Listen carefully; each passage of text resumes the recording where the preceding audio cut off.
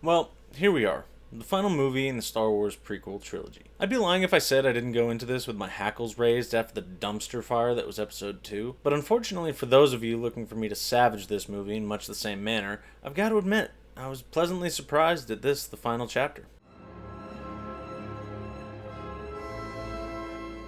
It felt like this was the movie that George Lucas really wanted to make. The culmination of all the plot threads, the character arcs, and the political machinations. And while the foundations that this movie was laid on were more than a little shaky, it does feel like he pulled it off in the end. As a matter of fact, I'd go so far as to say that if episode 2 had been a better movie, this trilogy would have been much more fondly remembered in the annals of Hollywood history. So, with all that being said, let's get into it. Right from the off, we're treated to a spectacular space battle. A war in the stars. Would you say we'd be venturing into a zone of danger? If you will. Compare this to anything seen in episode 2, and it becomes immediately apparent that the CG team have definitely stepped their game up since the last outing. It's fun, it's visceral, it keeps you on the edge of your seat despite the fact that you know that these characters have the thickest plot armor. My only complaint with it is one that I had with The Empire Strikes Back.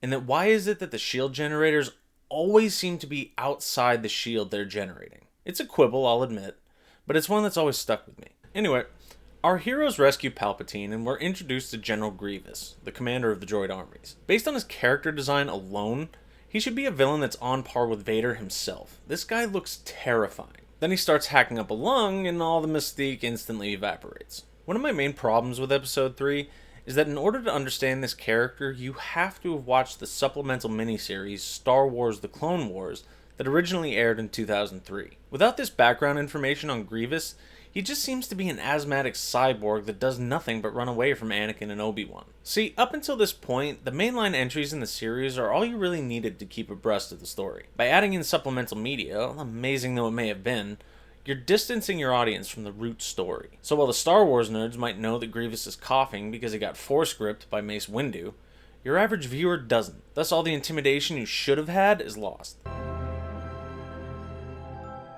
On the subject of our antagonists, I want to give a shout out to Palpatine and his portrayal in this film. It really felt like George Lucas and Ian McDiarmid had dialed in the character this time around, and given him room to flex his villainous muscles. He's calm and collected, even seeming downright caring at times. He adroitly nudges people exactly where he needs them to be, right before pulling the rug out from under them. His manipulation of Anakin in particular deserves special attention. In an opening move, he cuts the Chosen One off from his support structure in Obi-Wan. Then he foments division and distrust by strong-arming Anakin onto the Council, knowing that the Jedi wouldn't promote him to Master. This is outrageous. It's unfair. Then finally, he extends a hand in friendship by offering Anakin the power to save Padme from her supposed fate.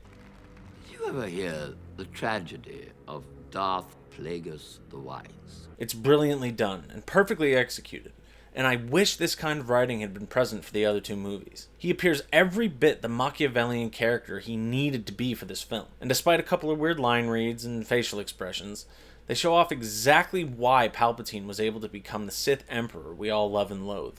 In that same vein, we find that Anakin as a character has been given plenty of room to grow as well. Don't get me wrong, he's still got his issues, but on the whole I didn't detest him whenever he appeared on screen.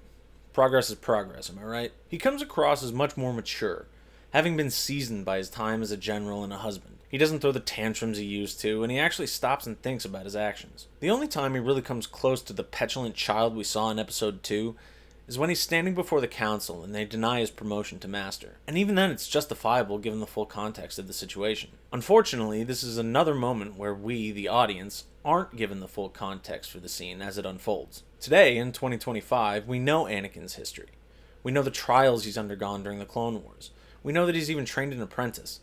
He's done more in those 3 years than most Jedi do in their entire lives. When episode 3 released all the way back in 2005, nobody had any idea what Anakin had gone through. The last time we saw him, he'd basically gaslit Padme into a marriage by Bidening his way into her life. He gets a drink, be there. He talks to his friends, be there. At the end of the night, be there. It's called the Joe Biden. Knowing what we know about him now, yeah, I'd be a little pissed about not being promoted to Master too. It's all about context. And if you haven't kept abreast of all the supplemental stuff, you'd think you just reverted to type. Now, by no means does this lack of foreknowledge ruin the movie, but it is a thought I found myself returning to again and again as I watched. The idea of a multimedia project is a great one, and it's been used to amazing effect by places like Games Workshop as they stretch the 40K universe into the mainstream. But they've structured their universe that way from minute one. When Revenge of the Sith came out, all we had was the extended universe, the one true canon, and that has no real bearing on this particular story. The last thing I really want to dive into is the unabashed praise I've got for the Order 66 sequence and the fall of the Jedi Order. Everything from Vader's assault on the Jedi Temple to Plo Koon getting shot down by his own clone troopers. It, more than anything else in this trilogy, really punches you right in the feels. If I had to put my finger on it, it all comes down to the editing and the way they structured the fall. Watching the utter destruction of the Peacekeepers that have fought for the Republic for over 25,000 years, according to the one true canon, was a masterstroke, and one that doesn't get nearly the credit it deserves. The way they used the Jedi who've been in the background in all three movies, even if we didn't know their names, only adds to that proverbial gut punch. This was a scene that George Lucas had very clearly in his mind, and it's one of the best in the entire IP. Honestly, it loops back to my initial supposition that this was the story that George wanted to tell, and all the rest was set up that he had to tell. Revenge of the Sith is a good movie, there's no two ways about it. Coming off of the catastrophe that was Attack of the Clones, I honestly think it redeems the whole trilogy in a way that I didn't believe possible. Is it perfect? No. The acting is still a little wooden, some of the lines could have used another pass to smooth them out, and there still aren't as many practical sets as I would have liked. But as a capstone to the prequel trilogy, it's far better than I could have expected, and orders of magnitude better than most of the Star Wars content we've been seeing for the last few years. If you haven't seen it yet or are looking for a reason to rewatch it, definitely go into it without preconceived notions or prejudices, and I think you'll be, like I was, pleasantly surprised. Anyway, that's all I've got for you this time, so if you could do me a favor and hit the like and subscribe buttons, I'd really appreciate it. Every little bit really helps me out. Also, go ahead and check out the other videos on my channel, or hit up my website to see my blog and maybe buy one of my books on Amazon. Thanks very much for watching, and I'll see you on the next one.